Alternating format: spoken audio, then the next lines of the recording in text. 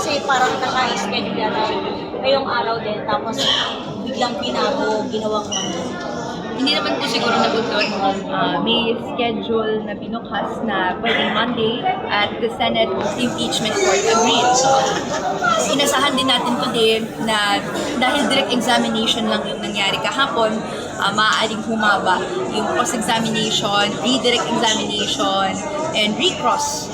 Not to mention yung mga tanong pa ng ating senator judges. Gusto natin bigyan ng ang senator judges ng oras para kapain yung proseso. Pero sa punot dulo naman po nito, sabi nga po ng presiding officer, kung nagsisimula pa lang ang makina, pagkatapos ng mga unang araw ay mas bibilis na po ang paglilinis. Sana po ay tuloy-tuloy tayong nakaantabay sa lahat ng mga araw ng proseso ng panalagay. Ma'am, to confirm si Atty. Lotok, wala dito sa Senate premises kahit pa may manifestation na tinatawag siya for today. Well, yung manifestation earlier, ang sinabi at tinanong, no, kung maaari sa Monday na lang siya, Monday na lang din. I'm not privy of information kung ano siya right now or hindi. Ano reaction niyo dun sa sunod-sunod na pag-withdraw ng defense team? I'm concerned na may mga tanong na binubukas para lang may airtime and hindi naman intended para sagutin ng witness. Pero maaaring gamitin ng ilang mga actors para sa kanilang videos or splices that could lead to disinformation.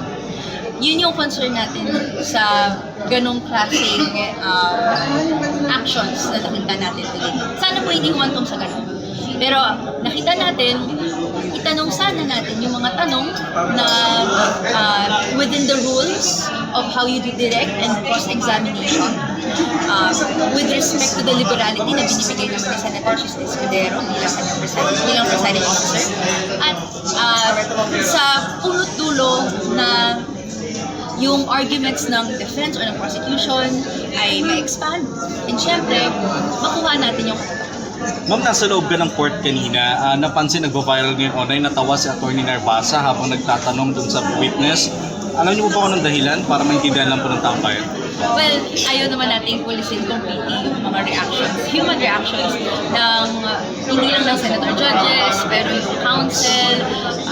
Nonetheless, tayo bilang mga members ng legal profession, we're expected to maintain professionalism and utmost confidence doon sa ating mga cases. Pero I don't want to speculate. Walang nangyari sa loob, ma'am, para matawa siya. Kasi kita sa video rin na natawa siya habang binabasa yung tanong.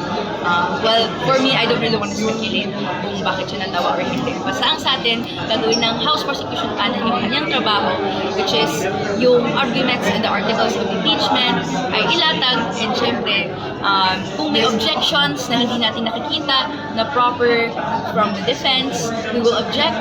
Kung may questions na dapat i-reword, we will say so.